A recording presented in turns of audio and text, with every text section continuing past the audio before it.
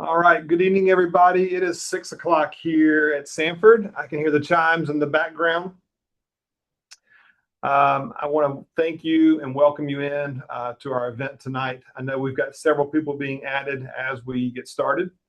I made mention just a few minutes ago, we are very apologetic for our issues of getting started at 5:30 and not getting that done until now. But we are full speed ahead at this point. And I know that some of you probably have registered for the event tonight at 7 o'clock Central Time with Parent Family Engagement as they present information from the Res Life team. We will be done in time for you to jump over and make that meeting. So with that, I just want to go ahead and get us started.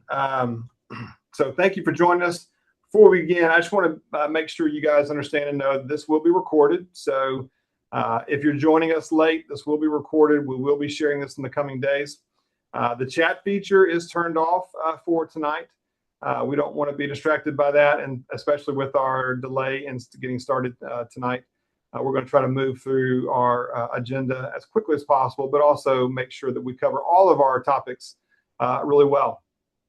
Also, the Samford One Stop will be sending out topic-based emails throughout the summer. We've got a whole entire communications plan built out for the rest of the summer. We'll be in touch with you all. We'll be in touch with your students. We'll certainly see you guys at Bulldog Days. But we've got a whole plan in place to ensure that the information we provide tonight, as well as additional details, will be shared all throughout the summer. But we wanted to make sure we got things kicked off tonight. Kind of the theme for the night is that there's no better time than the present. There's no better time than the present to get started. And so I want to start with making sure that you know who the people are that are here on campus. These are faces you probably are not familiar with yet. These are probably names you're not familiar with yet. But these four ladies are our advisors in the Samford One Stop. And they are here to help you guys. They want to answer your questions. They want to point you in the right directions. And so they are well trained and ready to roll. Just like you guys, some of them will probably be on vacation next week because it's Memorial Day week, but they're here all throughout the summer. And they are ready to assist you all and make sure that you can get the answers to the questions that you all have. You can see that each one of these advisors has a section of the alphabet assigned to them. And so based off of your student's last name, you can see that if it starts with A through D, Meredith will be your go-to person there. Sherry Garrett handles E through L. Abby Howell handles M through R. And Kristen brings up the back part of the alphabet with S through Z. And you can see their contact information with their email addresses there. They're super easy to remember. If you know their first name and their last name, put a period in between the two and throw an @samford.edu behind it, and you're off and running. If you don't know that, don't remember that, you can always remember onestop@samford.edu, and all those emails that you guys send us will make their way to these advisors, and they certainly will be glad to assist you. So with that in laid out there, let me just say again, good evening, especially to those who are joining. We probably had about 75 joins since we got started just a few minutes ago.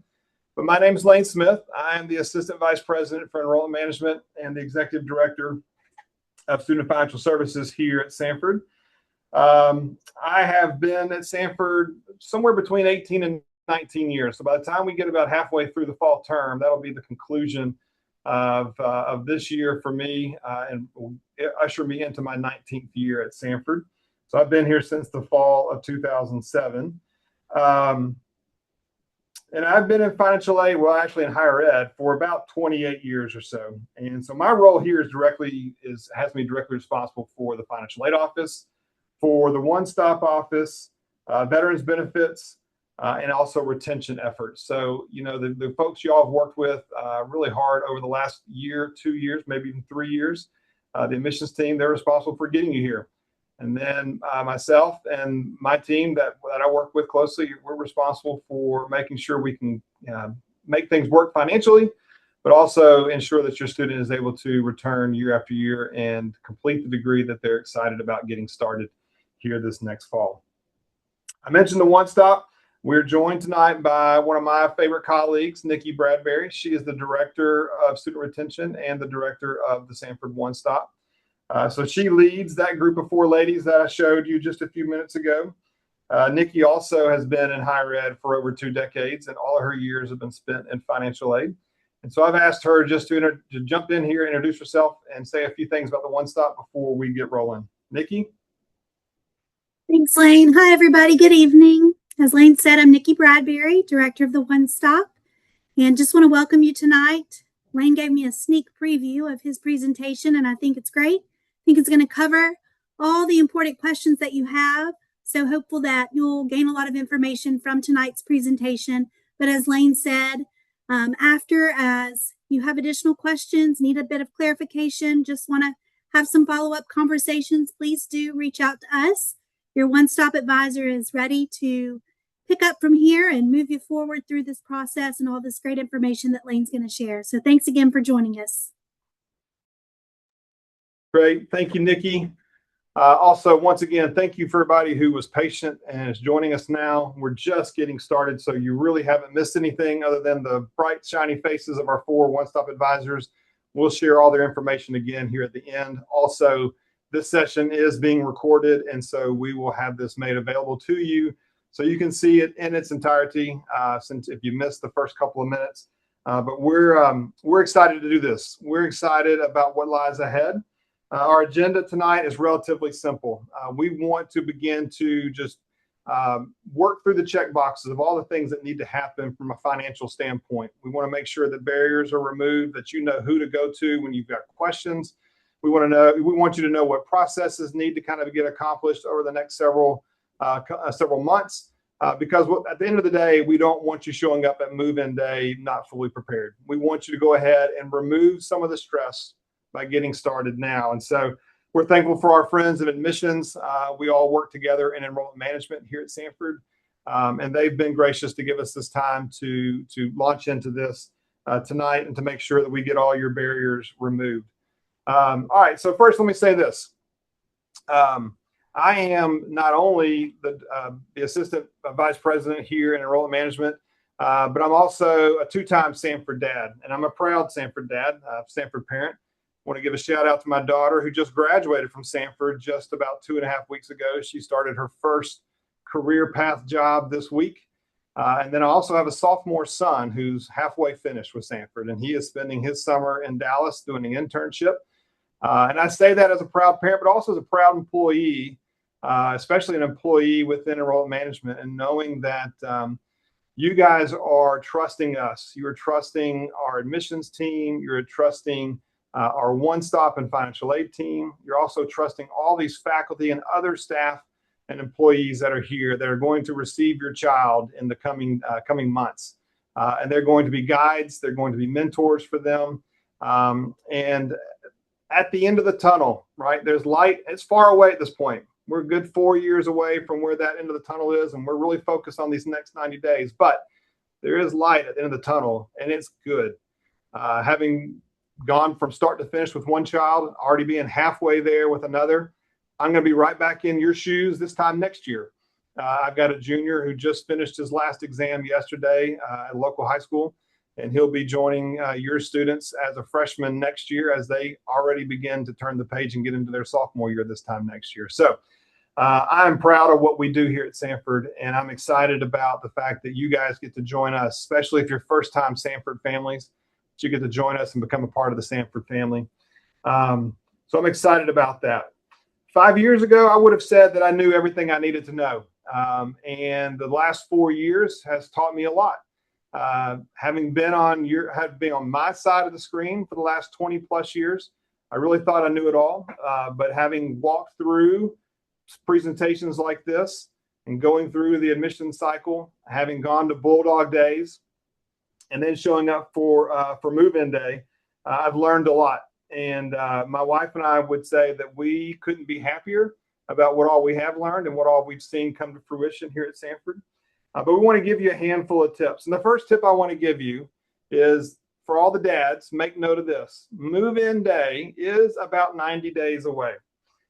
It's likely that you're going to need to bring a change of clothes. And I know this isn't a Res Life session. This is about finances, but I'm going to give you a little bit of a pro tip of having done this now a few times over the last several years. 93 degrees and 90% humidity, and that rain shower that's inevitably going to hit somewhere, late in the morning or early in the afternoon, you're going to wish that you had brought a change of clothes. So go ahead and mark that down as your first pro tip.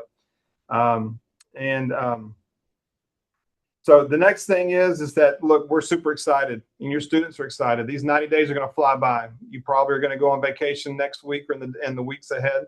But we don't want to lose sight of what's happening here and what's going to happen with your students in these next 90 days. So that's why we're here tonight. Literally 3 months from right now, 3 months from this Thursday is one of the move-in days. It is August the 20th. And I would tell you this, especially for the girl dads, it will be hot and sweaty, as I've mentioned already, and you will be tired from moving in all day. And about this time, 3 months from now, you'll probably be still sitting in the lobby, making friends with dads from all over the country, putting together some piece of furniture that came in a cardboard box. It had 179 screws and some 30 some odd pages worth of instructions. But I would tell you to relish that time, and it's going to be a good time. Now, for the boy dads, I've done your path also. And you'll be done by about 11:30. If you show up at 8 a.m., you'll be done by 11:30. Eat lunch with your son in the cafe. And if you live close enough, say you're Nashville or Knoxville, Atlanta, maybe even Charlotte, you might even be home by this time on move-in day. While the other dads, the girl dads, are still in the lobby making friends and making good memories. But look, not all move-in days are the same. Like I said, I've done both. And but I would tell you to just know that it's going to be a good day. There's going to be a lot of changes happening. But in these 90 days between now and then, we want to make sure that you are all squared away. So let's dive into that. The first thing we need to make sure you guys have squared away is the FAFSA. I know that we've had hundreds of our entering freshmen file the FAFSA already. And we've had hundreds of our returning students file the FAFSA already as well. But that doesn't mean that we have all of our students filing the FAFSA. And no time is better than right now than to file the FAFSA. Now, you may be thinking, I really don't think I need to file a FAFSA. We're not going to qualify for work study, or we're not going to qualify for a student loan. And I'm not planning on taking out a parent loan. And that all may be true. But after 20 some odd years of doing this, it's inevitable that there's going to be a curveball thrown to one of our families somewhere along the way in these next 90 days. And it may be a loss of job. It may be a sickness or something else that is completely unplanned. And it would be nice to have that FAFSA in place so you're not scrambling there at the last moment. So let me encourage you to go ahead and file the FAFSA. You can see there on the screen, you can go to studentaid.gov. Samford school code is 001036. And those are just about the majority of the piece of information that you need. So long as when you log in and set up your profile and begin the FAFSA, that you can go through, download the IRS data straight into the FAFSA. If you can't do that, then you'll need your tax information with you. But I would encourage you to go ahead and remove that hurdle now. The FAFSA over the years has gotten easier to file from one year to the next, but it also can be a hurdle, especially when time gets tight.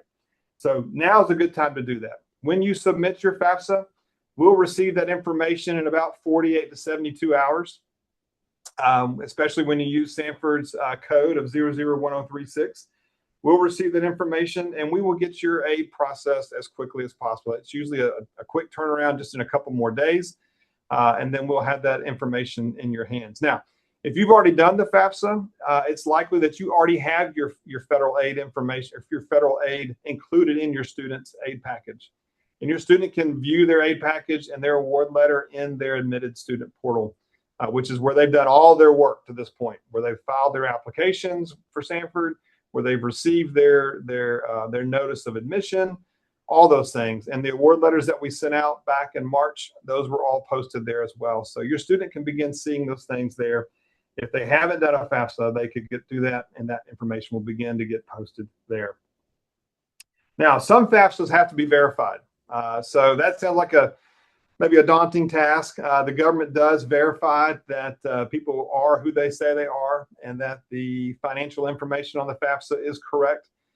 We don't know who those people are on the front end. The government has a formula that they use to select verification students, and they will go through a process of verifying your student. And so we contract with a group called Inceptia. They're a third-party processor, and they will be in touch with you if you need to have your FAFSA verified. Also, the government will also send your student an email, let you know that your FAFSA has been chosen for verification. And that's one of those other hurdles that if you are selected for verification, that's probably a 10-day to 2-week process. And it's not something you want to be trying to accomplish later in the summer, especially not in August as you approach move-in day. So I would tell you that now is the best time to go ahead and do the FAFSA. All right. Our next thing on our agenda is authorized users. And you may be asking, well, what is an authorized user and why do I need to be one? So an authorized user is anyone that your student has granted permission to have access to their financial account. If you already have a student that's in college, you're probably already aware of a federal law called FERPA. And if you don't, you probably at least have been to the doctor and you're aware of HIPAA. So FERPA is for education records, much as HIPAA is for medical records. And it is a law that protects your students' records. And so their records belong to them, even if you are the one who is making all the payments. And so one way we get around FERPA is to allow you to be included as an authorized user, and your student has the ability to do that. Now, you may be thinking, well, I can always just use my students' login and their password to log in and see their account. And that may be true. However, we do employ a process called Duo that requires your student, when they log in, that they get pushed a code for kind of a two-factor authentication. And that's hard to do if you're trying to log in, say over down in Orlando, and your students up here, and you guys are trying to coordinate how to log in. That's just hard to do. So let me encourage you to have your student add you as an authorized user.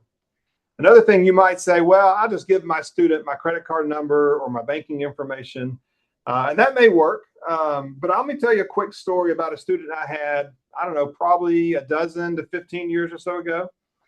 This student showed up with an American Express Black Card. If you're not familiar with the Black Card, it has a really high limit on it. And I'm not really sure how this worked, but the initial payment the student was supposed to make, say for the fall term, was about $8,000. And then somehow the student made a second payment of $8,000.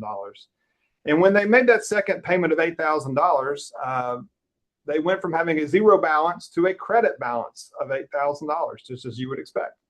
And so when the statement was generated for the next month, the student saw the $8,000 credit balance, not a balance owed, but a credit balance, and they paid it again. So now the credit balance jumped to $16,000. The next month, they got another statement. It showed they had a credit balance of $16,000. And guess what the student did?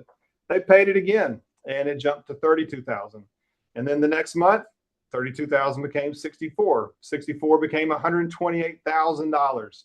I can't remember if we ever wound up doubling the 128 before it was caught. But nevertheless, the student had wound up charging over $100,000 on the parent's credit card. So I don't know if you have an American Express Black Card, or if you want any kind of amount of charges being charged to your American Express or your Visa or whatever, well in excess of what was necessary. I would assume that you don't. And so let me encourage you to talk with your student about having you be made an authorized user. What it does, it allows you account access 24/7, 365. It allows you to go in and make the payments yourself. It allows you to receive an email and a text message every time we create a new account statement, which is on a monthly basis. It allows you to have the ability to go in and enroll in the university's payment plan on behalf of your student. And when it comes time to receive your 1098-T tax documents in the winter, it allows you to do that. So you can go ahead and download those. And if you do your own taxes, put that in your tax folder. And if you have someone else do them, forward them on to that person. So I would encourage you to have your student make you an authorized user. And the way that we do that is your student has been issued what we call the Samford 900 number. It's a number that starts with 900, and then it has 6 additional digits after that. Typically, the next digit after that second 0 is going to be a 3 for this group of students. But they've been given a 9 number and a password when they were first admitted. Now, if your students are like mine, my daughter still had her letter or her email that came that gave her the 900 number, and she also knew how to access her password. My son, being a typical high school boy, did not still have his email that had that information in there. But your student has that information. But if they do not, they can go to their admitted student page or admitted student portal, again, which is where they've done all the work to this point with the admissions team. And there is an icon in the top right corner of that admitted student portal. They click on that little white person icon, and a little bar slides over. At the very bottom, or towards the very bottom, is the 900 number. That's where your student can get their 900 number easily. Also in the admitted student portal, between the letters section and the checklist, I believe it is, there's also some instructions that say this, quote, "Some of the items on the enrollment checklist below require access to your Samford account and Duo verification." I mentioned Duo just a minute ago. The instructions for Duo can be found here, and it's linked. And for Samford account setup here, and that's linked. So your student can gather all that information and set up Duo and all of that in order to get into the portal, the My Samford portal. Once they have done all that, they can get into My Samford. Once they're into My Samford, you can see on your screen here, there is a drop-down menu underneath the One Stop button, which is right in the middle of the page. And your student can click that financial portal-payment link there, and that will take them to the financial portal. Now, you may be thinking, okay, we can get there and do that. Now, how do we actually get set up? Well, the good news is our team has been working on creating a new YouTube channel for the Samford One Stop. And I would encourage you, it's easy to find. You just go and search at Samford One Stop, all one word. Once you're there, I would encourage you to click the oldest button right there where the first red arrow is. Click that oldest button, and it will get these sorted in the right order. You can see that the very first one, a video there, is the Start Here, and it tells you how to access My Samford. And then if you follow along, going to the second one, accessing the financial portal, accessing financial aid information, and then starting on the next row and going across, there's 14 videos there. Not a single one of them is more than a minute and a half. All right. So we did not create a bunch of videos that are going to last 5, 10, 15, 20 minutes. We were very quick and to the point in making sure that we could give you some how-to instructions on how to do these different things. And I would tell you this, that if you took the time this next week just to roll through these 14 videos, you will be well ahead of the ball game. And if you then act on what it says to do within those videos, again, they're super short, all less than a minute and a half. But the sixth one there in the bottom right-hand corner is the adding an authorized user.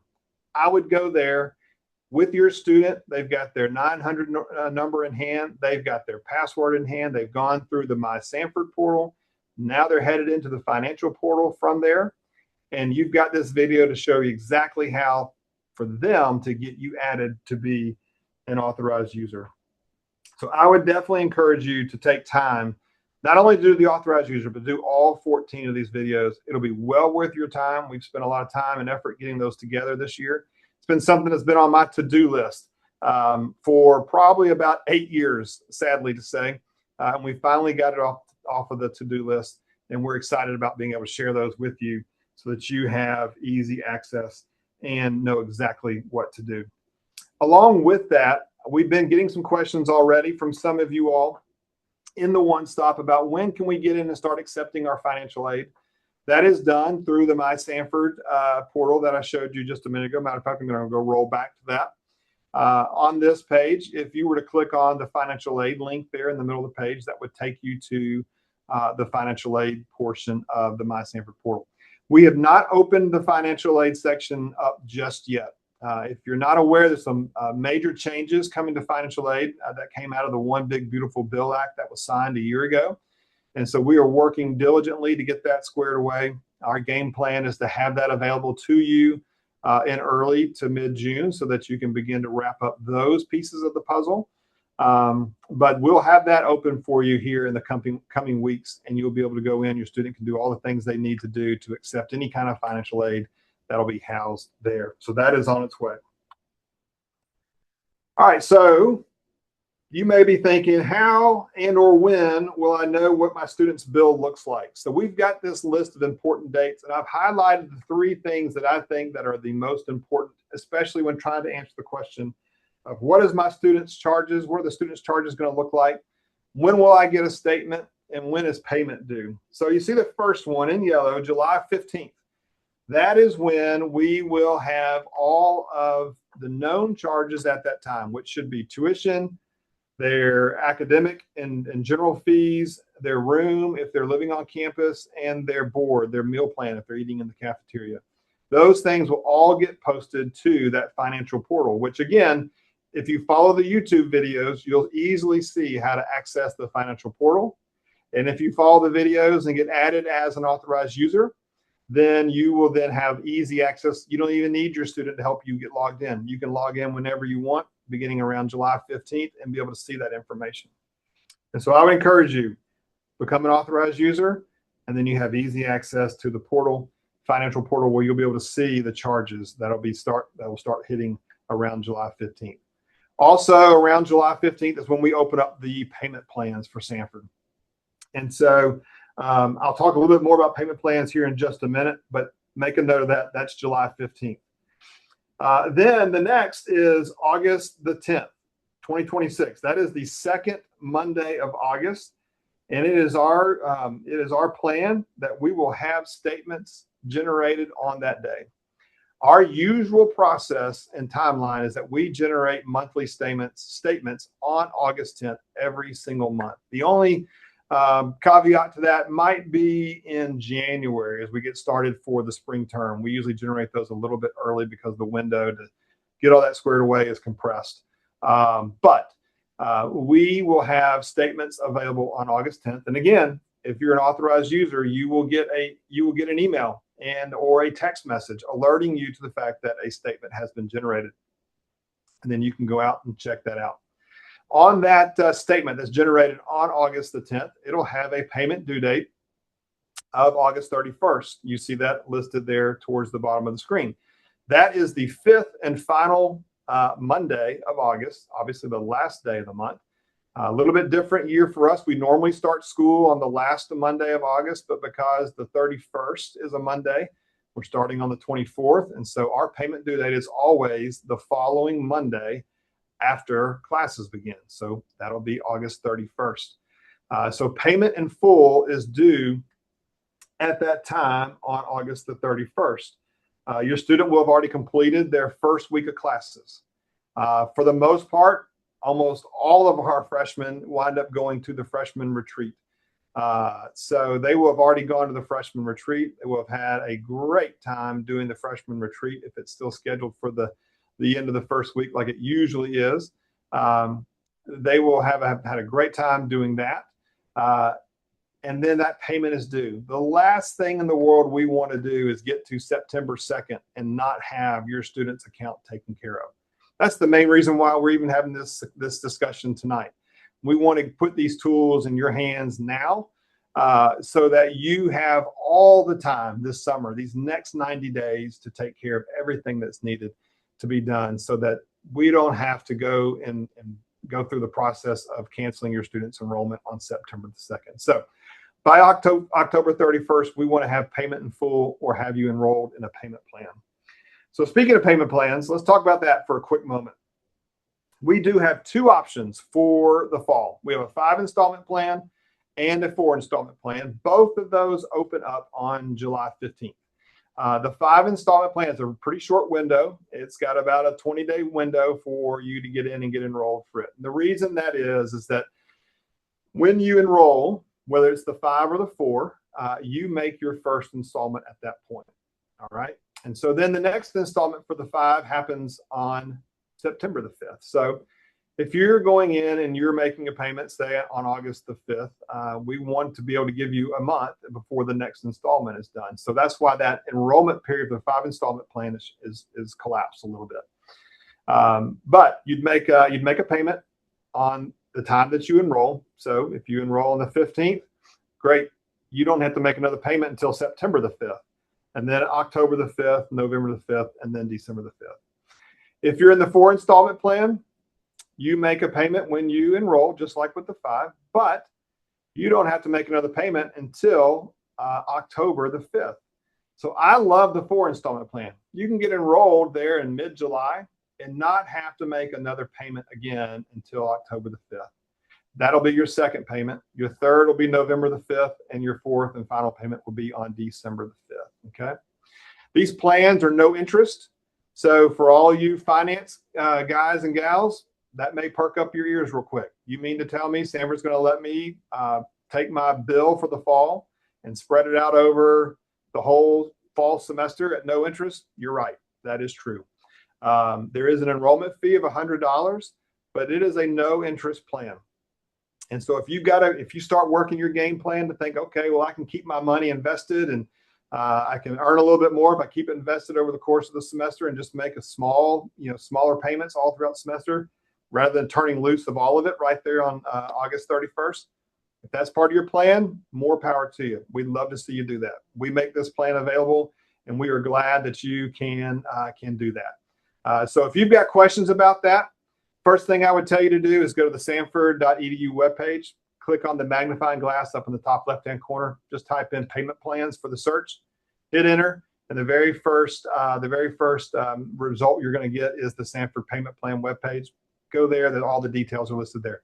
The reality is it's a very simple plan, and we encourage you to use it if you need to and if you want to. Let's see. All right, let's talk about outside payments. If your student has been working on getting outside scholarships, you want to make sure that you connect that outside scholarship donor or foundation or company or church or Lions Club or whatever the case might be. You want to get them connected with us. The address there at the bottom of the screen is where you need to have their scholarship checks sent. Ideally, you would also have them provide the 900 number for your student so that it's on the check in the memo section, and that helps our team get that processed as quick as possible. So make note of this address. For those of you who have been saving all this time through a 529 plan, I would highly encourage you that when those statements are created on August the 10th, you take that statement and you get that into the hands of your financial planner, your 529 holder. So whether that's the state, whether that's Merrill Lynch or somebody else like that, get that into their hands so that they know exactly what is due, what you're asking them to send, like how much. So if you want the full amount paid, send them that statement. If you just need $5,000 sent, great. But I would encourage you to do that as soon as you know what that balance is going to look like, which will be right around August the 10th. Have them use this address. Have them use your student's full name and their 900 number. The 529s are probably the slowest path to getting money to us.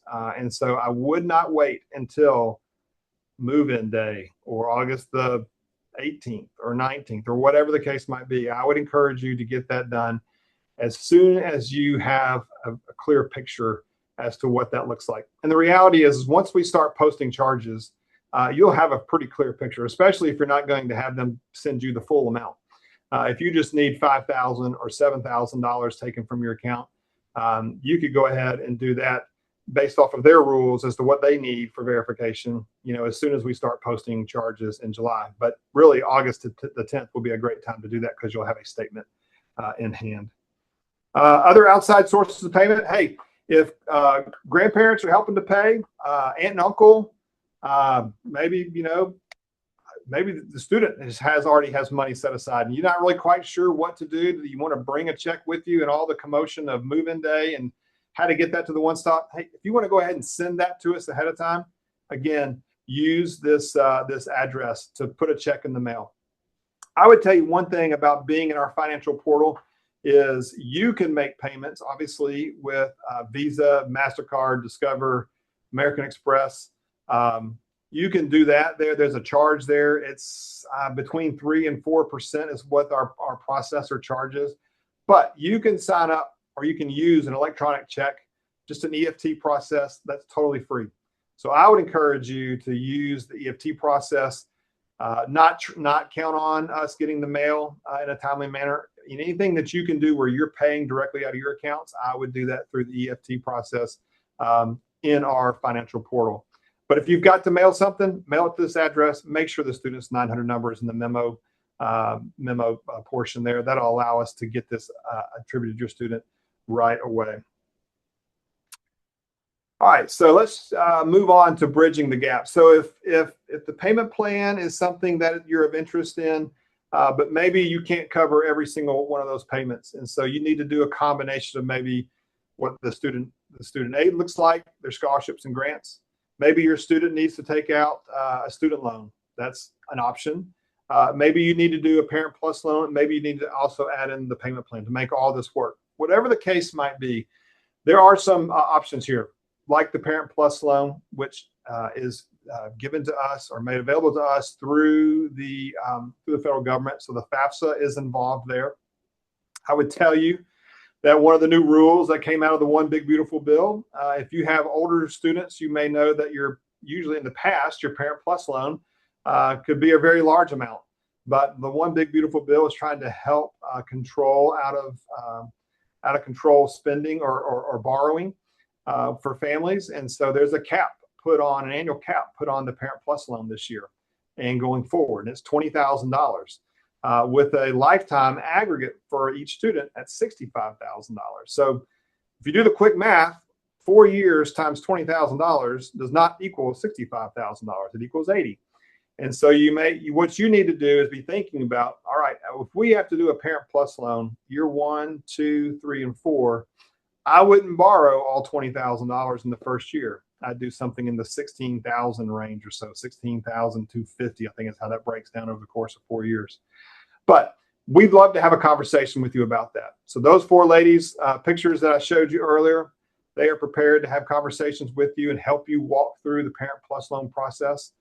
Whereas the student loan through the federal government, your student is eligible for $5,500. There's no credit check for them. With the Parent Plus loan, there is that $20,000 limit. There is a credit check involved for that. And so one of the reasons why we're even having this discussion tonight is because I want to make sure that if you need access to that Parent Plus loan, 1, get the FAFSA done right away if you hadn't done so. And 2, here in the next week or 2, you go ahead and start the process for applying for a Parent Plus loan. Because if you get denied on that Parent Plus loan, the next step would be, can we get a co-borrower to jump on with us? And if you can, great. It'll get resubmitted and hopefully you'll get approved. But if you don't have a co-borrower, then what do we do next, right? And so we need time to work with you on figuring out what is the next best step for you and for your student and for your family. One of those things might be a private student loan. That's another option. And it's an option for those who don't want to file the FAFSA, who don't want to go through the federal government. Private student loan, they're great options. And they seem to be expanding to somewhat in some regards because of some of the new rules coming out of the One Big Beautiful Bill. And so we would encourage you to go and do your homework on that.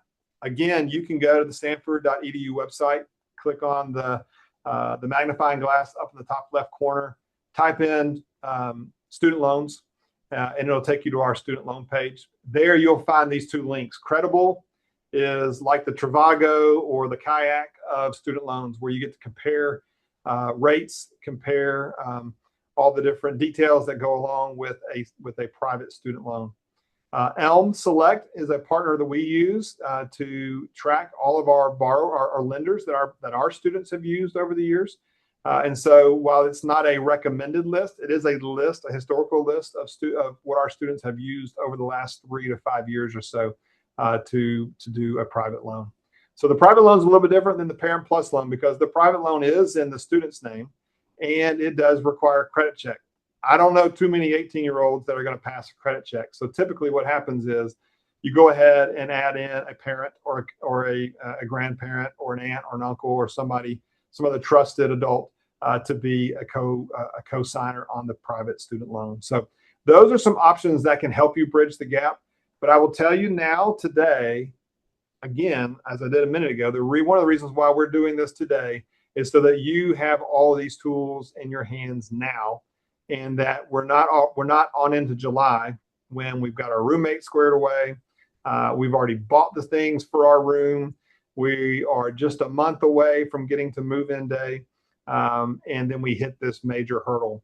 We want to try to help you navigate these waters now over the next week to say 3 weeks, so that then the rest of your summer is spent celebrating your student, all that they've accomplished in these last 18 years, and all that they're going to accomplish as they get ready to get here at Samford in August. So let us help you do that, okay? All right, so we started out with let's do this. Hey, let's end with you can do this. You can navigate these next 90 days. We've got the tools in place. We have the people in place. We really want to encourage you to utilize us and not to wait. I know we've got 90 days. It seems like a long time, but it also seemed like a long time for my daughter to get started at Samford, and she's already finished at this point. It seemed like a long time to get my son to Samford, and he's already halfway done. So these next 90 days, they're going to fly by. You're going to have, possibly vacation next week, then maybe show up for Bulldog Days in a couple of weeks. Then by the time you know it, it's going to be the 4th of July. And next thing you know, it is mid-July. Don't let these 90 days go by.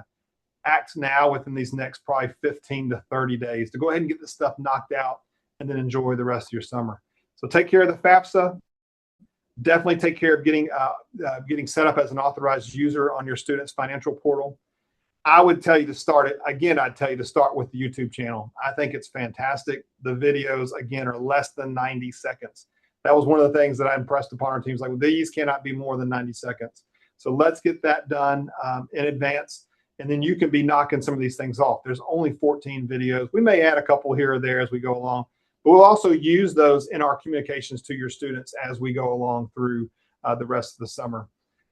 Be mindful of when we're going to start opening things up, especially charges happening in July. The payment plan's opening in July, and that due date of August 31st. That is I hate to use such a kind of a final term, but it is a non-negotiable. And so you need to make sure you've got all your ducks in a row. And if you need a payment plan, getting that squared away. If you've got 529 money coming our way, get that to us as soon as possible. And when you do have a 529, I should have said this, when you do have a 529 or a scholarship coming, I would tell you to drop us a note in the onestop@samford.edu email account or to your specific One Stop advisor. So I would make sure that you handle all those things. All right, so don't forget, these are the advisors. For those of you who joined us late, you don't get the pictures unless you go back and watch the video that we're going to send out in just a couple of days. But here are the advisors. Again, Meredith handles all of our students whose last names start with A through D. Sherry does E through L. Abby has M through R. And Kristen holds up the S through Z portion of the alphabet. They are here. They are ready to assist you guys. And they are eager to meet you. They're going to meet you at Bulldog Days. That way, then you can put not only a name and a face together, but an actual person. They'll be here to welcome you and to be involved with you at Bulldog Days here next month. Again, you can do this. And then our last slide here is just our general information. So where is the One Stop?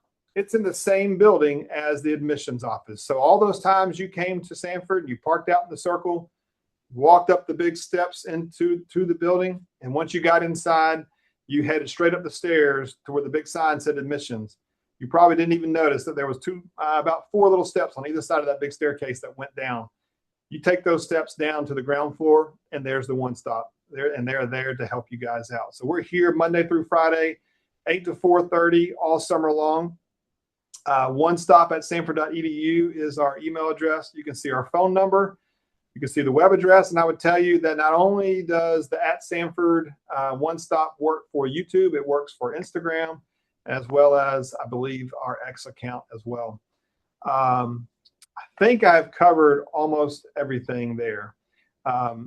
Again, we're going to make this available to you guys. Oh, one thing I knew I was going to forget was in July, we will do a couple of virtual sessions, and they will be more or less kind of repeats of what we do in Bulldog Days. And so just know that we'll do some more of these. They'll be a little bit different than tonight. They'll probably be a little bit more into the nitty gritty and the weeds.